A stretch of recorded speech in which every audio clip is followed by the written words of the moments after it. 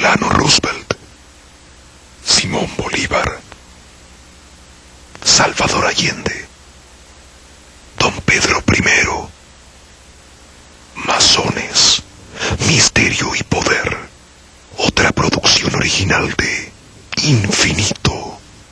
La primera parte, a continuación, en Infinito Esotérico y Oculto.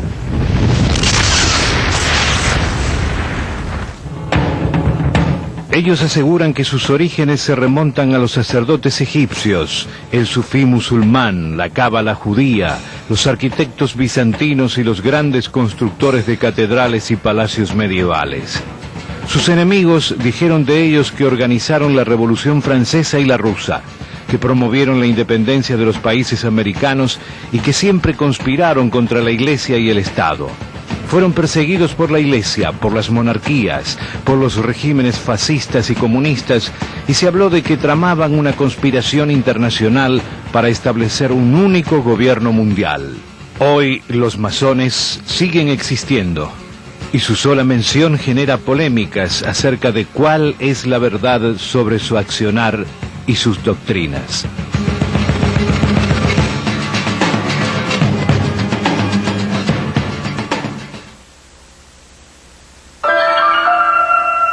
Dice la leyenda que en el siglo X a.C., el rey Salomón delegó en el gran maestro Hiram Abib la construcción del templo de Jerusalén. Era el mejor arquitecto de Tiro, experto en el arte de la fundición.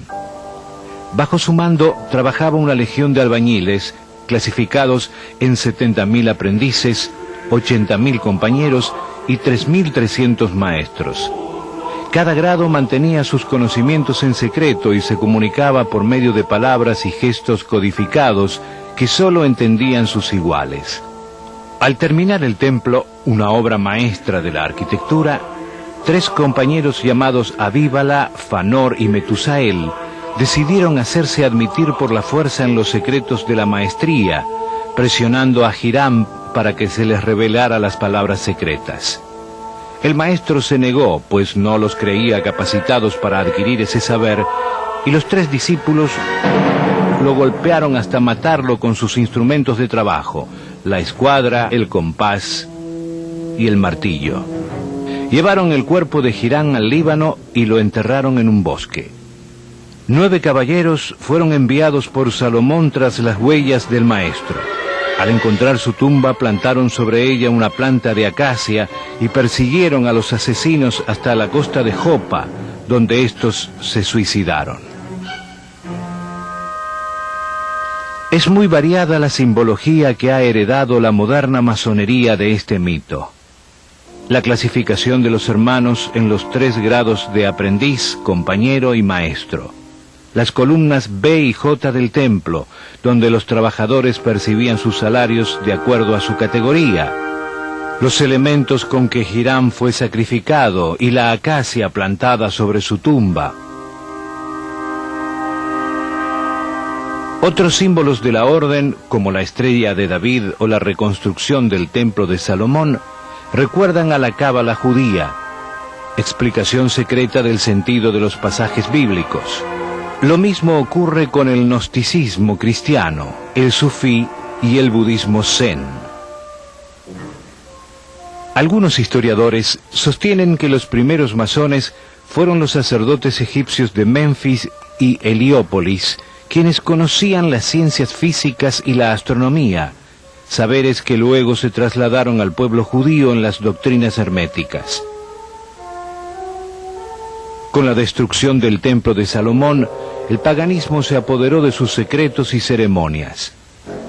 La masonería reapareció con el cristianismo con el objetivo de reconstruir el templo y se expandió por el mundo. Los propulsores de la antigüedad de la masonería han llevado esta creencia al extremo de sostener a modo de parábola que el primer masón fue Adán, quien habría sido iniciado por el gran arquitecto del universo. La idea del gran arquitecto creador del universo aún se mantiene en algunas logias masónicas. Entonces, para la masonería inglesa, el primer hecho fundamental es la creencia en Dios. de tal forma que en las constituciones queda excluido el ateo estúpido y libertino, con una terminología muy presbiteriana de la época o muy maniquea de la época, ¿no? Y entonces los masones hemos creado a través de los siglos un concepto que los involucra a todos los dioses, que es gran arquitecto del universo, pero con un cuidado: esto no es sincretismo. Sincretismo es decir, bueno, hay un Dios pero que se mueve, todos los dioses son el mismo. Y esto no. Creemos que si nosotros dijésemos que tenemos un Dios, que no lo tenemos, hemos leído en algún libro que tenemos un Dios y que le denominamos gran arquitecto del universo, y esto no es cierto, sino que es la expresión que permite tener en las reuniones charlas con nuestros iguales, en las cuales estamos hablando de un concepto creador, respetando lo que cada uno interprete. Si fuésemos sincretistas, estaríamos ofendiendo a nuestro hermano judío, a nuestro hermano católico romano, a nuestro hermano evangélico, protestante, musulmán o lo que fuese. La inclusión de la leyenda de Hiram o de la figura del gran arquitecto en su mitología no hace de la masonería una religión. La masonería es una sociedad secreta que se reconoce como una antigua fraternidad dedicada a la filantropía, que rinde culto a la naturaleza, la más antigua de las creencias. Como en cualquier sociedad secreta, hay un rito de iniciación. Es la persona la que tiene que tomar una decisión. Usualmente se cree que nosotros somos los que invitamos. En realidad no es así. Es una opción del individuo. Generalmente vienen de familias o tienen amigos masones. Yo tengo familiares masones. Mi padre, mis tíos, ellos me presentaron.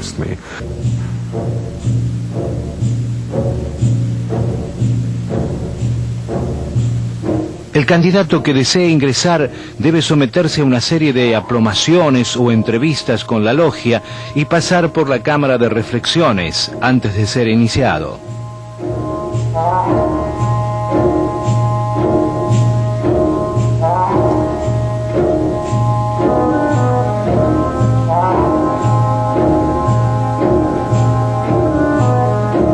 La forma de ingreso a la masonería es francamente fácil, porque no solo hace falta que, o no es indispensable, digamos, que los masones inviten a otras personas, sino que también se puede venir y golpear las puertas de nuestra sede solicitando el ingreso y la admisión. Por supuesto, después esa persona tiene un proceso por el cual es conocido o va a ser previamente conocido por los miembros de la orden, y en función de lo cual finalmente será admitido o ingresará a ella. Maçon en francés significa albañil. La mayor parte de los historiadores coincide en que los orígenes de la masonería se remontan a la Edad Media.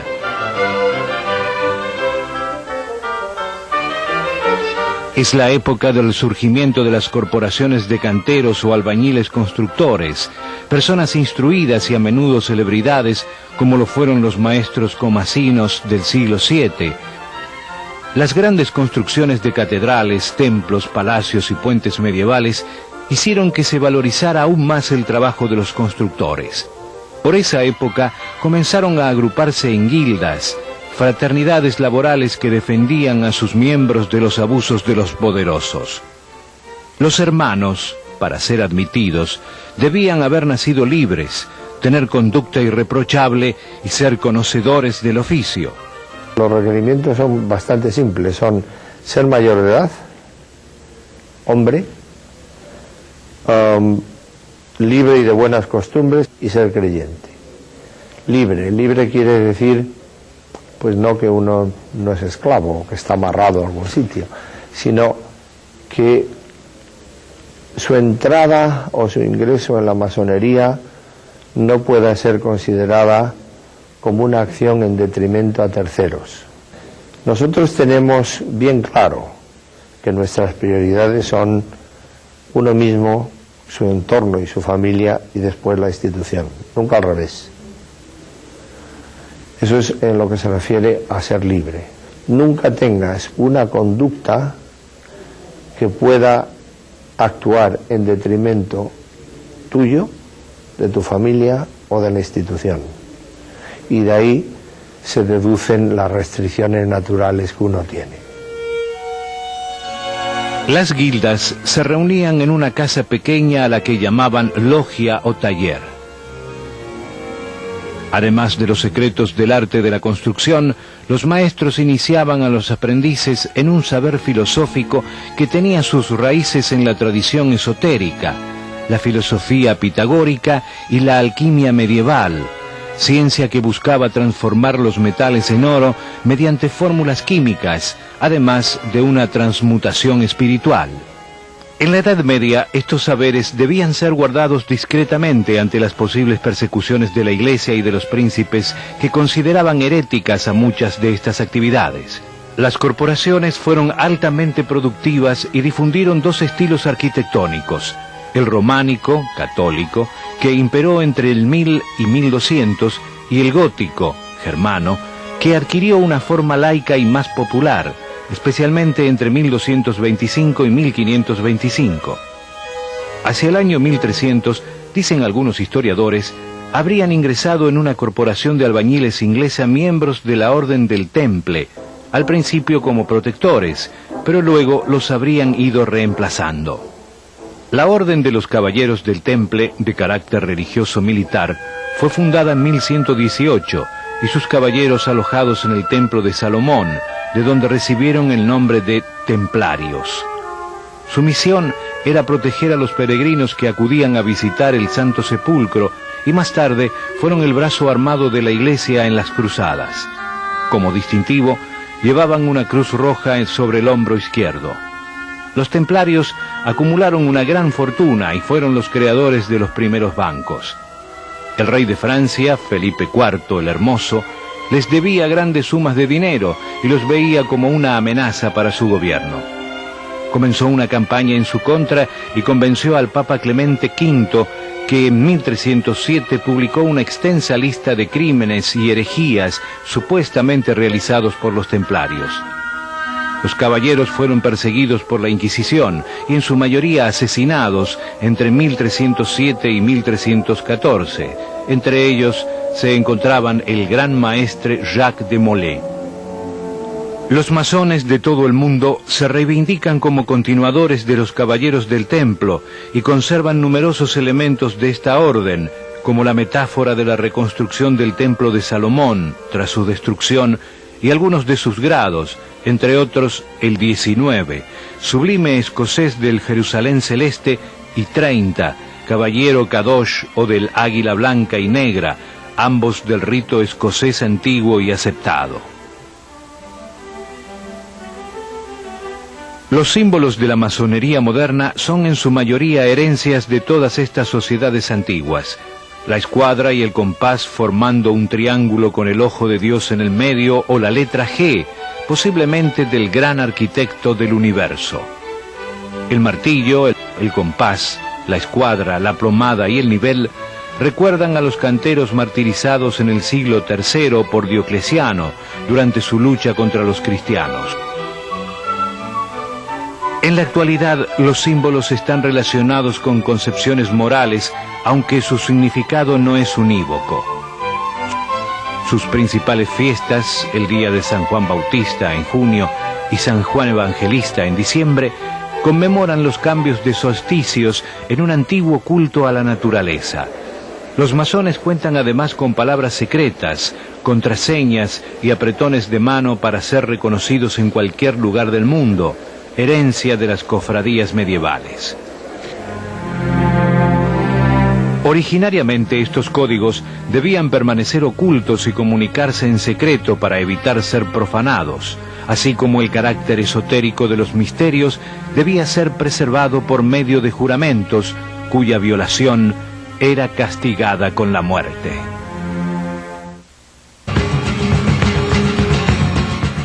La primera asamblea de masones de la que se conserva documentación tuvo lugar en Alemania en 1275.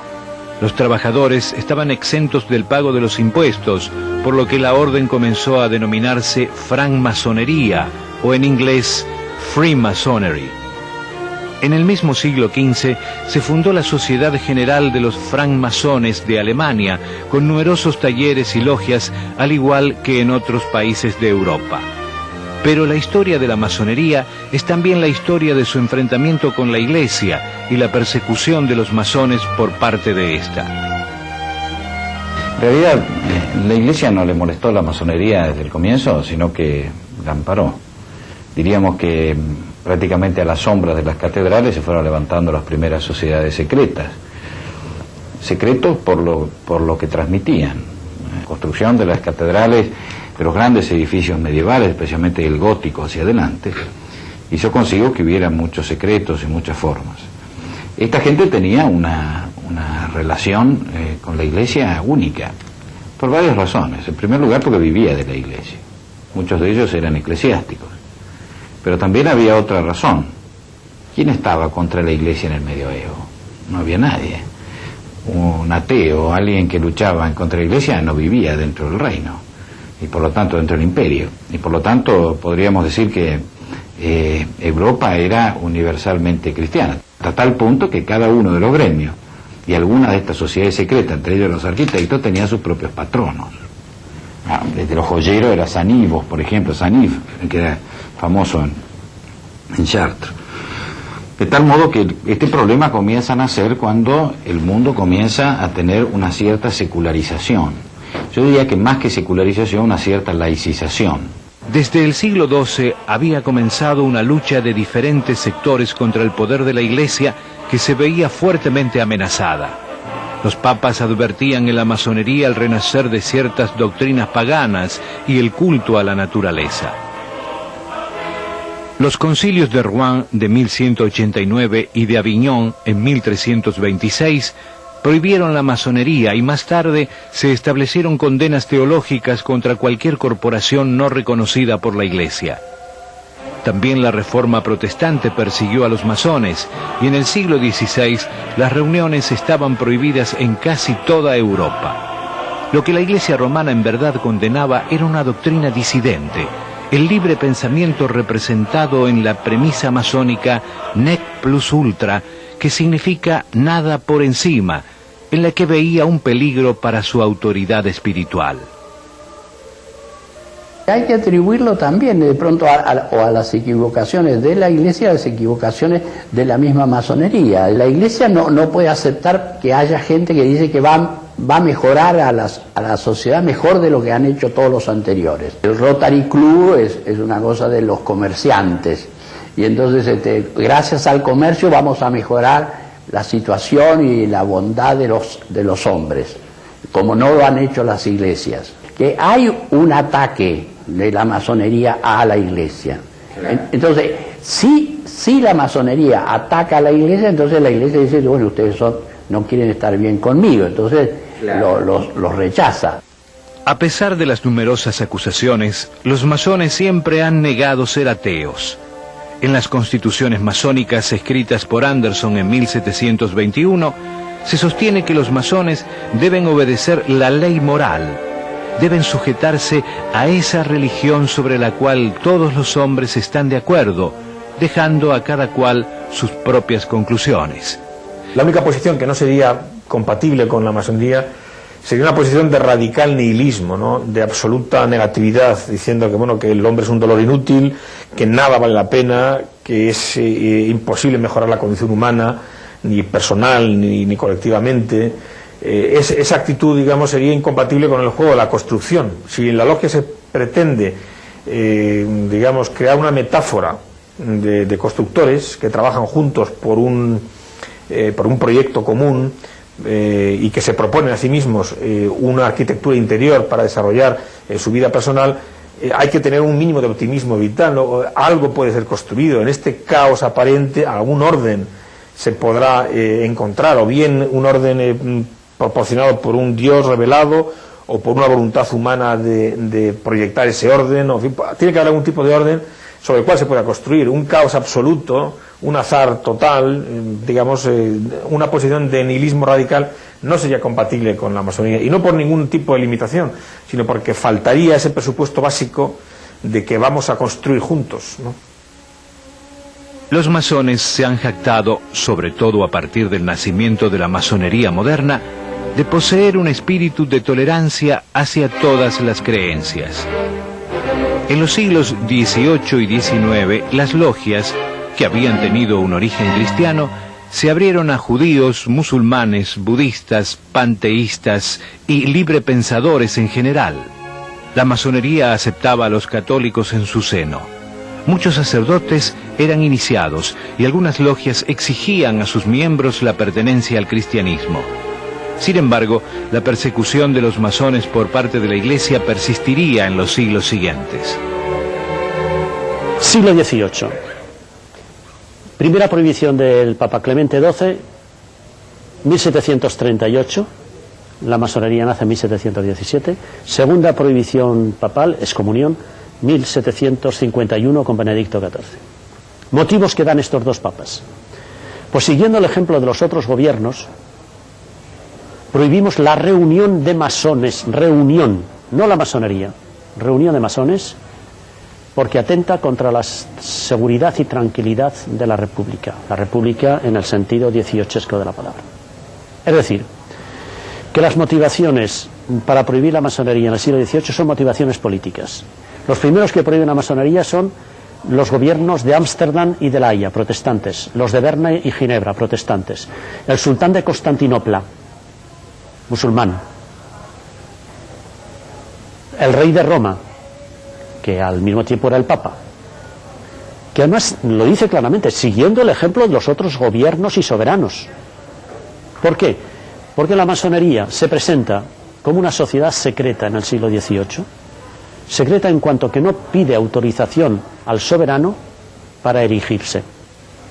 En aquella época, todo lo que se hacía al margen del soberano era ya sospechoso, ilícito, punible y perseguido. Siglo XIX. Ha tenido lugar la Revolución Francesa, la identificación de la masonería con el liberalismo, con la defensa de los derechos del hombre.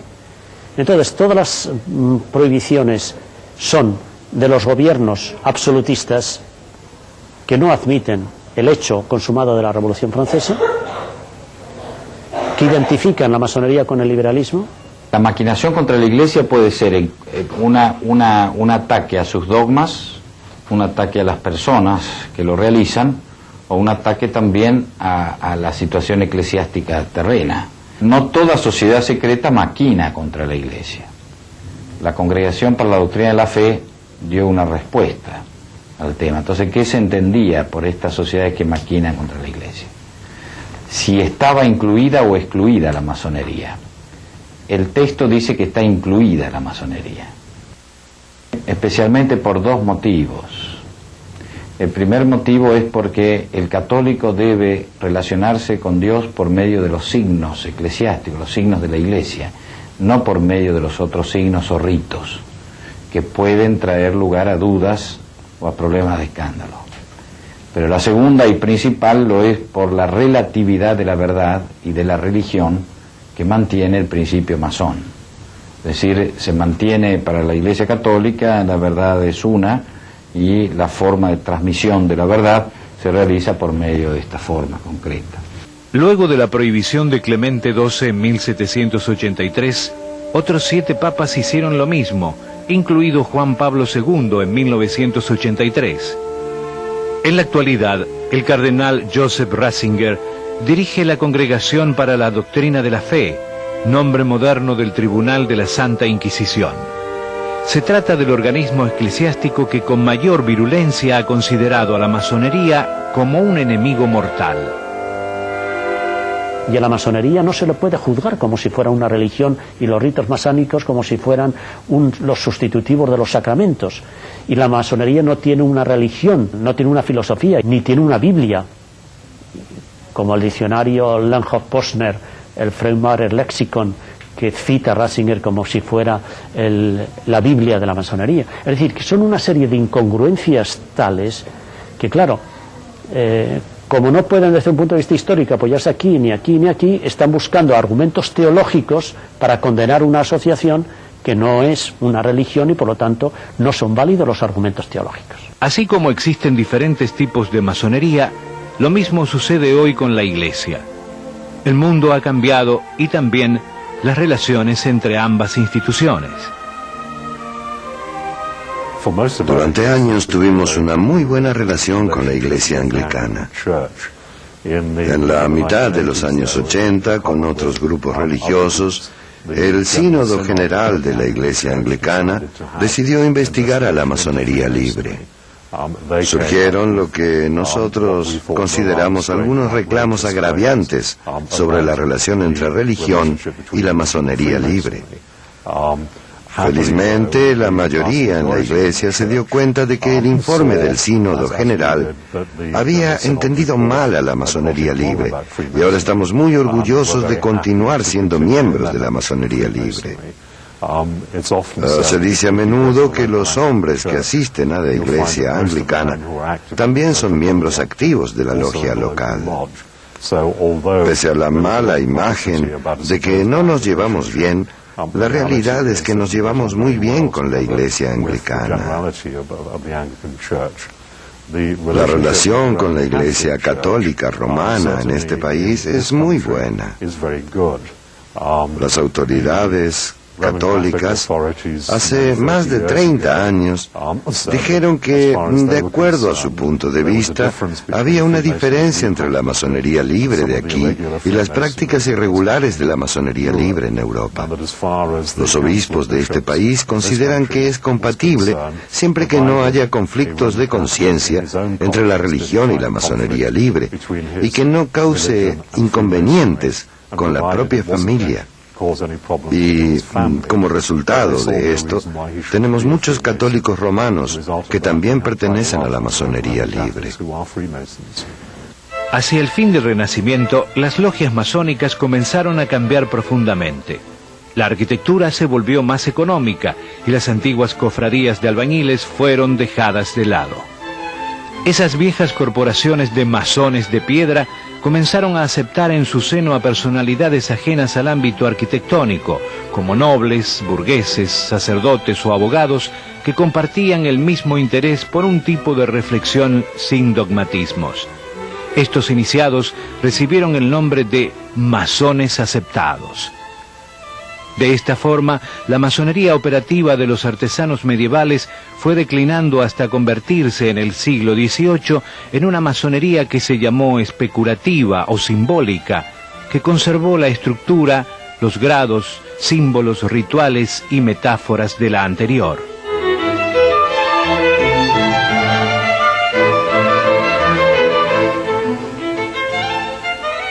El rito es un conjunto de reglas con las cuales se practican las ceremonias y se comunican los signos, toques, palabras, demás instrucciones secretas y los grados. Con estos conocimientos, un masón puede ser reconocido como un hermano en cualquier logia del mundo. Hay casi 80 ritos o sistemas rituales distintos. Entre los más conocidos se encuentran el rito escocés antiguo y aceptado, con sus 33 grados, el rito de York, el rito antiguo reformado y el rito de heredón o de perfección.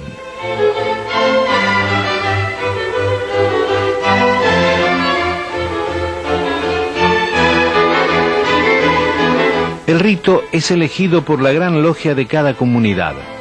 Para configurar una logia no puede haber menos de 7 miembros, aunque el número ideal es entre 15 y 50 integrantes. Las logias, soberanas en decisiones, aunque supeditadas a las leyes nacionales, son presididas por el venerable maestro y se integran en las tenidas de las grandes logias u obediencias, es decir, asambleas a nivel nacional que reúnen una vez al año a las logias del país.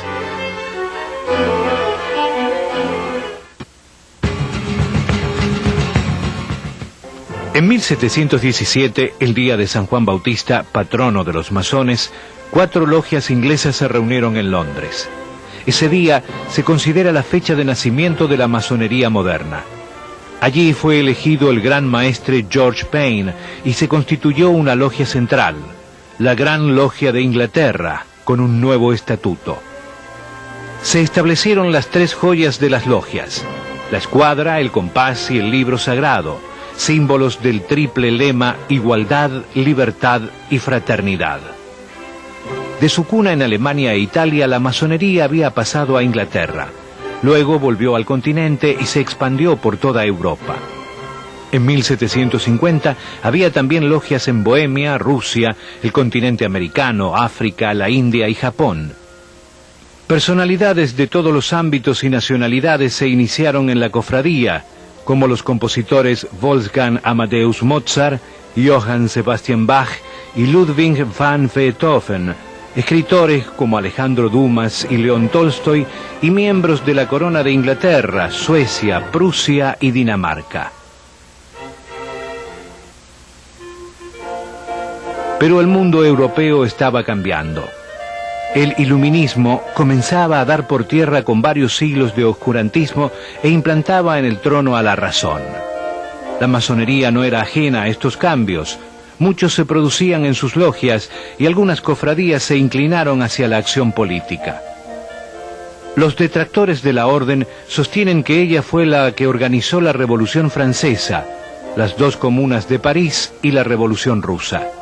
Lo cierto es que a lo largo de la historia muchos masones tomaron parte activa en muchos movimientos revolucionarios, como los que tuvieron lugar en Inglaterra en el siglo XVII, la independencia norteamericana, el movimiento emancipador hispanoamericano, las dos repúblicas españolas. También hubo presencia de masones en el movimiento emancipador chino, liderado por Sun Yat-sen, que derrocó a la dinastía manchú. En el caso de Francia en 1789, algunos de sus inspiradores y propulsores, como Voltaire, Montesquieu, Danton, Robespierre, Jean-Paul Marat y Herbert, pertenecían a sus logias, y la revolución tomó de los masones la consigna libertad, igualdad y fraternidad. Por supuesto, la Revolución Francesa no la hicieron los masones, eso está clarísimo, ni la Revolución Menchevique. Y si no la hicieron los masones, tampoco la pudo hacer una entidad como es la masonería, ¿no? El distinguir entre la acción individual y la acción colectiva es fundamental como punto de partida histórico. En la Revolución Francesa, por supuesto, no interviene la masonería. Intervienen algunos masones, por ejemplo, Guillotin, inventando la guillotina. Cuando estalla la Revolución Francesa, en el 89, de 400 logias que hay en Francia, 54 estaban presididas por sacerdotes católicos. Los venerables eran sacerdotes católicos. Cuando termina la Revolución Francesa, esta masonería, que era una masonería aristocrática, nobiliaria, de la alta burguesía, ha desaparecido. La mayor parte o muertos o en la emigración. Lo mismo sucedió en el caso de la Revolución Socialista Rusa de 1917, que derrocó a Alexander Kerensky y sus ministros, casi todos miembros de la masonería. A comienzos del siglo XIX, la masonería ya se había expandido por el mundo con sus ideas liberales y progresistas. Llegó a Estados Unidos en el siglo XVII de la mano de John Skene. Participó en la independencia y contó con la participación de 16 presidentes a lo largo de la historia del país, entre ellos George Washington, Franklin Roosevelt, Harry Truman y Lyndon Johnson. En 1773, tras un intento vano de unificar todas las logias, comenzó a funcionar el Gran Oriente de Francia, y un siglo más tarde se produjo la ruptura con la masonería anglosajona, que se denominó de allí en adelante masonería regular. A diferencia de esta, la masonería liberal de la Europa latina no exigía a sus miembros poseer creencias religiosas y a fines del siglo XVIII permitió que las mujeres fueran iniciadas en sus logias. Salvo contadas excepciones, las mujeres nunca habían trabajado en arquitectura, por lo que tenían vedado el ingreso a las logias. Pero ya en el siglo XVIII habían comenzado a participar en la vida política, y su rechazo afectaba al principio de igualdad sustentado por la orden. En el año 1730 nació en Francia el rito de adopción o masonería de las damas, luego difundido a todo el mundo. Sus logias eran creadas por logias masculinas que las tutelaban y supervisaban. La masonería, como otras vías de desarrollo, ¿no?, de desarrollo interno, indudablemente que ayudan a capacitar a la mujer para estar más preparada en su evolución. Y en los países islámicos, como concretamente usted lo citó, en este momento no conozco que haya masonerías femeninas allá. Seguramente tiene que pasar un cierto tiempo de maduración y de evolución del hombre para que lo permita, y que dé las facilidades, ¿ya?, y en que la mujer logre descubrir, ¿no?, estas valiosas herramientas que no son para pelear con el hombre, que son para permitir que las mujeres sean más preparadas, que se conozcan mejor a sí mismas, que estén, al igual que todo el resto de la humanidad, capacitadas para llegar a ser mejores elementos personales, por lo tanto mejores elementos sociales. A fines del siglo XIX surgieron las primeras logias mixtas. Unos años después, la masonería femenina abandonó el rito de adopción que la mantenía supeditada a la masculina y trabajó desde entonces con el rito escocés antiguo y aceptado.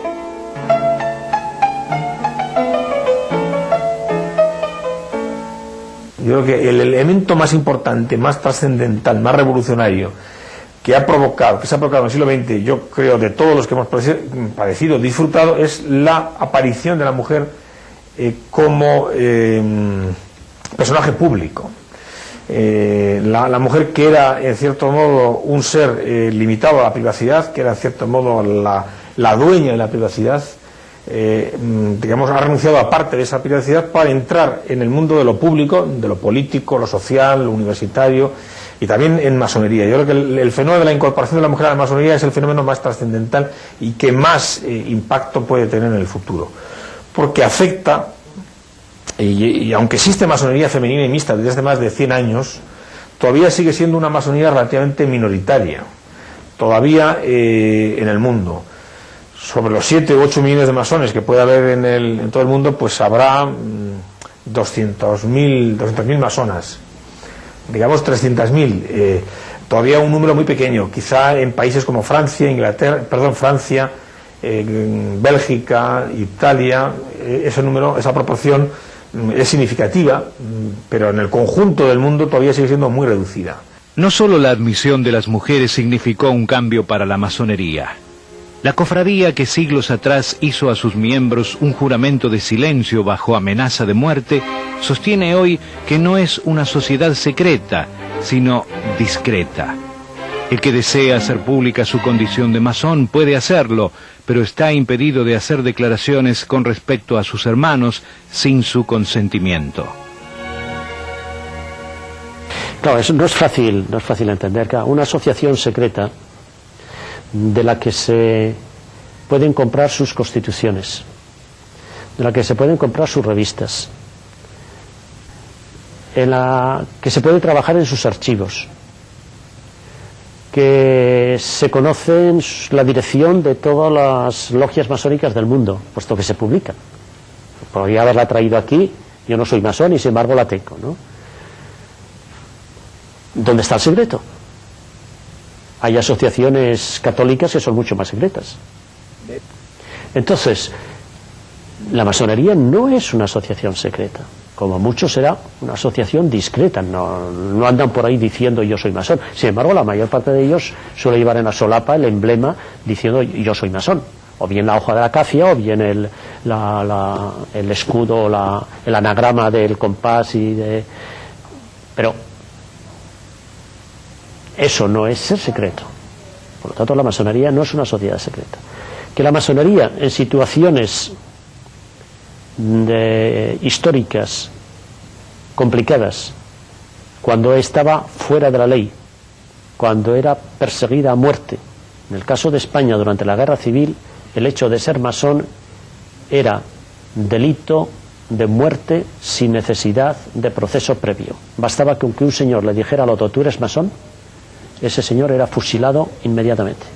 En el año 1887, un periodista conocido como Leo Taxil creó una historia en la que acusaba a los masones de realizar ritos satánicos, practicar la brujería y conspirar contra el poder político y religioso.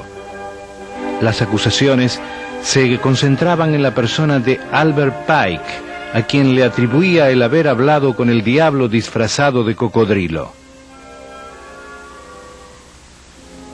Existen versiones contradictorias con respecto a quién fuera el más importante pensador masónico norteamericano del siglo XIX. Sus hermanos lo recuerdan al frente de una intensa campaña porque se respetaran las libertades dentro de la organización, criticando a las logias que no aceptaban mujeres, judíos o negros.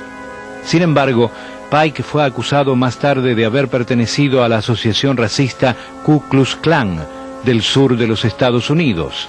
Taxil admitió haber sido pagado por el Vaticano, pero la historia sirvió para justificar la matanza de masones en la Alemania nazi, en la Italia de Benito Mussolini y en el Portugal del dictador Oliveira Salazar.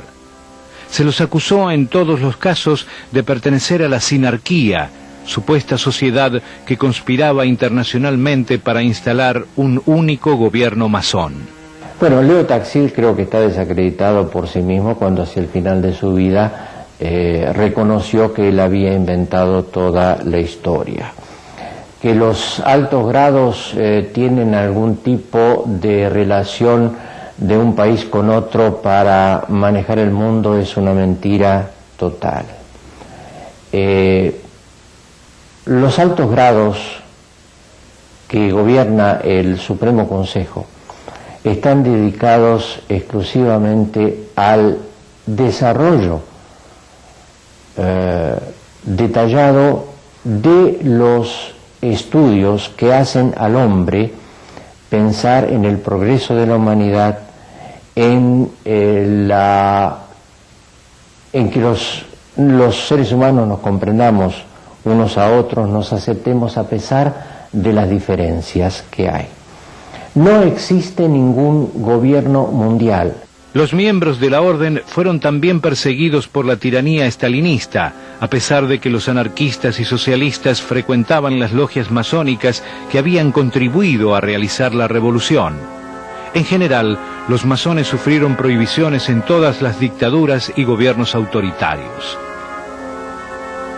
Yo creo que es absolutamente real que en España y en Alemania fueron perseguidos, pero eso no quiere decir que fueron especialmente perseguidos, porque en el Tercer Reich se perseguía todo lo que no era propicio para la vocación mesiánica que se había autoasignado este señor Hitler. Entonces cayeron los masones en desgracia, como cayeron los judíos, como cayeron los católicos, como cayeron protestantes de buena fe, como cualquiera que no fueran ellos. Es decir, no puede decirse que por eso está demostrando que hay una particular inquina. Es una inquina particular contra todo lo que no fueran ellos.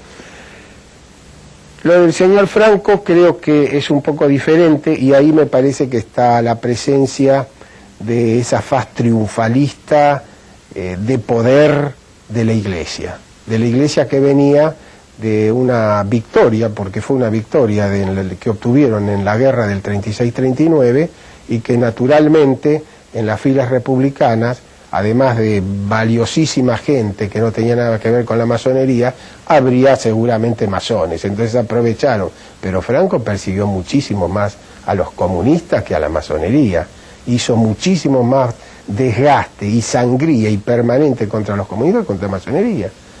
Entonces me parece que están diciendo una verdad a medias. Es cierto que fueron perseguidos, pero no fueron exclusivamente perseguidos. En los regímenes dictatoriales se persigue a todo lo que no sea la voz del dictador. Pero los masones nunca abrazaron una causa política en forma unificada y no siempre estuvieron de parte de las revoluciones. Es el caso de la famosa logia italiana Propaganda II, o P2, algunos de cuyos integrantes, bajo el mando del fascista Licio Gelli, formaron una logia pseudo-masónica. Detrás de esta se escondía la organización Ordine Nuovo, a la que se atribuyó la masacre de Piazza Fontana en 1969 y 10 años más tarde el asesinato de Vittorio Corsio. En primer lugar, los masones apoyaron a Mussolini y apoyaron a Hitler, y cuando se dieron cuenta ya era demasiado tarde. En Italia tuvieron que autodisolverse cuando Mussolini empezó la persecución, pero en un principio le apoyaron, y a Hitler también. Y si preguntamos qué ha pasado con algunas dictaduras de la América hispana, Chile, bueno, Allende era masón, pero es que Pinochet también, ¿eh? ¿Y cuál fue la actitud de la masonería ante Pinochet? ¿Y cuándo empieza la masonería a intentar deslindarse sui generis? Y no digamos nada del caso de Argentina. ¿Cuándo la masonería ha dado la cara por defender la libertad, los derechos del hombre, por lanzar un grito contra los desaparecidos? ¿Cuándo lo ha hecho? El mismo caso se dio en Nicaragua con el revolucionario Augusto Sandino y el dictador Anastasio Somoza, ambos masones, y en Argentina con Domingo Sarmiento y sus adversarios, José Hernández y Olegario B. Andrade. En Inglaterra, la orden albergó tanto al conservador Winston Churchill como al laborista Clement Attlee. Pues haciendo un traslado histórico, en el hecho de la Guerra Civil Española, que la hemos estudiado bien, por ejemplo, aquí en Zaragoza, el capitán general era un masón, el general Cabanellas, que se puso del lado de Franco. El gobierno de la República de Madrid le envió a otro general, también masón, Núñez de Prado, para que parlamentara con Cabanellas y consiguiera recuperar Aragón a la zona republicana y no a la zona de los rebeldes sublevados. ¿Qué es lo que hizo el general Cabanellas? Fusilar a su hermano masón, a él y al chofer, bueno, y al piloto que lo había traído a Zaragoza. ¿Qué predominó en él? Lo militar.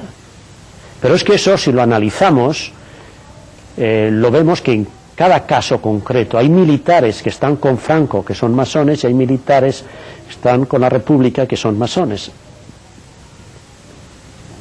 Es decir, que no